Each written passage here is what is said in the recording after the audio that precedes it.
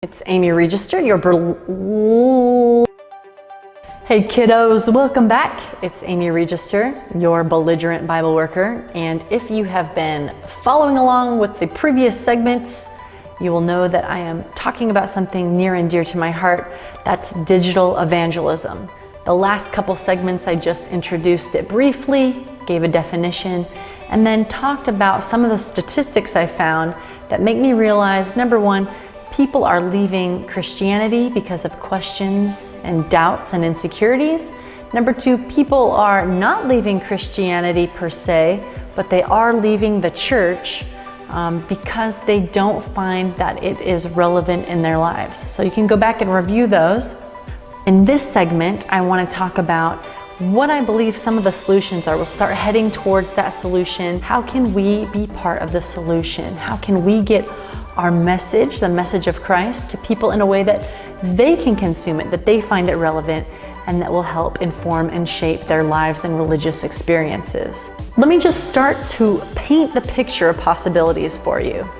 There are probably more people right now in my city of Arroyo Grande searching for things online about God than will ever request a free Bible study guide.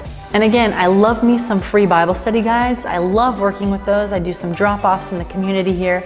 And so those are precious tools, but they're not gonna appeal to everybody. And they're certainly not gonna appeal to that missing millennial generation that we find so few and far between in our church.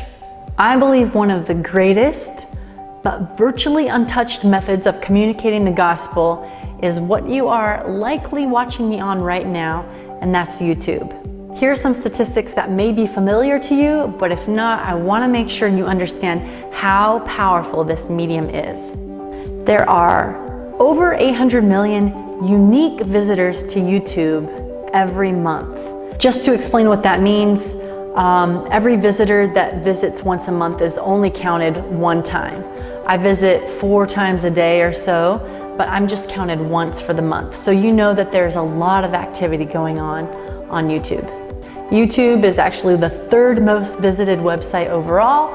It's the 2nd largest search engine besides Google. Instead of typing things into Google, some people just go to YouTube and type in YouTube because they would rather consume their content via video. In fact, on YouTube, 6 billion hours of video are watched every month. That's nearly an hour for every person on earth. And with all of this activity online, especially on YouTube, people are Googling, they are searching for questions about God. Because they're not in church, because they've lost faith in the church organization, they're not going to pastors and priests like they would have in the past. They're going to places like Reddit and YouTube and even Instagram and Facebook, and they're having discussions about religious themes and topics. They're asking questions. But you know what? We're not there. Each month, on average, over 20,000 times in the US alone, the question, who created God, is asked. Just under that number is the question, why, if there is a good God, is there a world full of suffering? Other questions like, is God real? How do I know His will for my life? What happens when a person dies? Where can I find a church that meets on Saturday? Questions like this and many, many more are typed into Google and YouTube every month with no response from the local Adventist churches. Guys, this is a problem. Unless we are creating content and uploading it and maximizing it so that it can be found by people, we are leaving all of those sheep without a shepherd. We can't expect them to come to church. We can't expect them to write in for a free Bible study guide.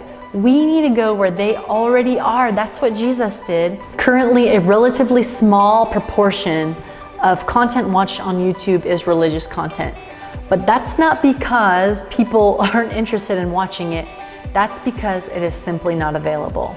Right now, my friends, we have a window of opportunity where we can dominate local search results with our videos and get that content out there. We can get people to understand our mission, to see our church in a new light, to be interested in faith or to trust a community that they haven't had the opportunity to.